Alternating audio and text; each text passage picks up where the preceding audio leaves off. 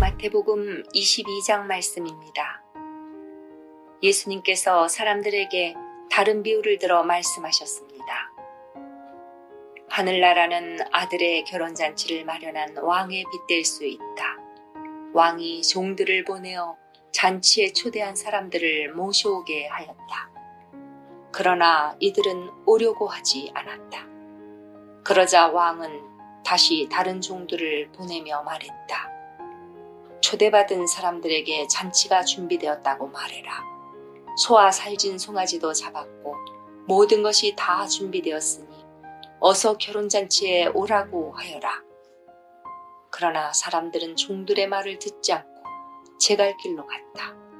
어떤 사람은 밭에 나갔고 어떤 사람은 장사하러 갔다. 나머지 사람들은 종들을 잡아다가 그들을 모욕하고 죽였다. 왕은 매우 화가 났다. 그는 군사를 보내어 살인자들을 죽였다. 그리고 온 도시를 불태워버렸다. 그리고 자기 종들에게 말했다. 결혼잔치가 준비되었으나 초대받은 사람들은 자격이 없다. 너희는 큰 길에 가서 너희가 만나는 사람마다 결혼잔치에 초대하여라. 종들은 거리에 나가 만나는 사람들이 좋은 사람이건 나쁜 사람이건 가리지 않고 불러들였다. 그래서 결혼잔치 마당은 잔치 손님들로 가득 찼다. 왕이 그들을 보러 들어왔다가 결혼잔치 예복을 입지 않은 사람을 보았다. 그 사람에게 왕이 말했다. 친구여, 결혼잔치 예복을 입지 않고 어떻게 여기에 들어왔는가?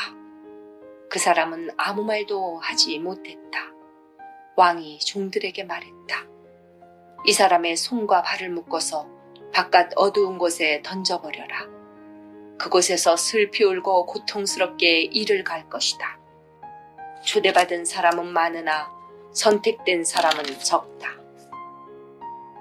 그때 바리새파 사람들이 가서 예수님의 말씀을 트집잡아 예수님을 함정에 빠뜨리려고 공모했습니다. 그들은 자기들의 제자들을 헤롯 당원들과 함께 예수님께 보냈습니다. 이들이 말했습니다. 선생님, 우리는 선생님이 진실한 분이며 하나님의 길을 올바르게 가르치시며 사람의 얼굴을 보지 않으시므로 아무에게도 치우치지 않으신다고 생각합니다. 선생님이 생각하는 것을 우리에게 말씀해 주십시오. 가이사에게 세금을 바치는 것이 옳습니까? 옳지 않습니까? 예수님께서는 이 사람들의 악한 생각을 아셨습니다. 그래서 말씀하셨습니다. 너희 위선자들아, 왜 나를 시험하느냐? 세금으로 내는 돈을 내게 보여라. 사람들이 은돈 한 데나리온을 예수님께 보여드렸습니다. 예수님께서 물으셨습니다. 이것은 누구의 얼굴이고 누구라고 쓰여 있느냐? 사람들이 대답했습니다.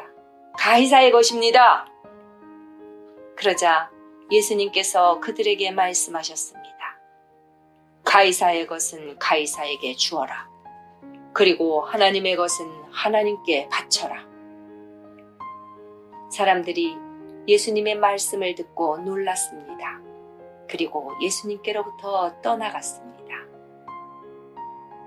같은 날 부활이 없다고 말하는 사두개파 사람 몇 명이 예수님께 나와 질문했습니다. 선생님, 모세는 남자가 아들이 없어 죽으면 그 동생이 형수와 결혼해서 형을 대신하여 아들을 낳아 주어야 한다라고 했습니다. 우리 가운데 7 형제가 있었습니다. 첫째가 결혼했지만 아들을 낳지 못하고 죽어 아내를 자기 동생에게 남겨놓았습니다. 그런데 둘째도 셋째도 그리고 7째까지 첫째와 똑같이 되었습니다. 결국엔 그 여자도 죽었습니다. 7 형제 모두가 이 여자를 아내로 맞아들였으니 부활 때에 이 여자는 이 7 형제 중에 누구의 아내가 되겠습니까? 예수님께서 이들에게 대답하셨습니다.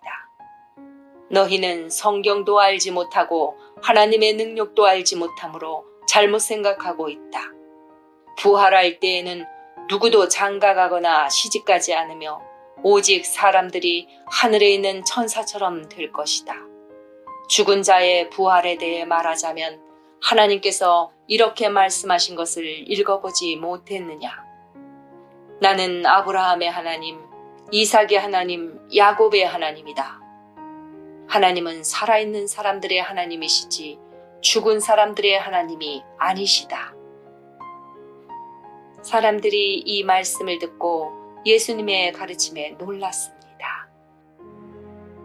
예수님께서 사두개파 사람들의 말문을 막으셨다는 소식을 바리새파 사람들이 듣고 함께 모였습니다. 그 가운데 율법의 전문가 한 사람이 예수님을 시험하려고 질문을 하였습니다. 선생님, 율법에서 어느 것이 가장 중요합니까? 예수님께서 그에게 대답하셨습니다.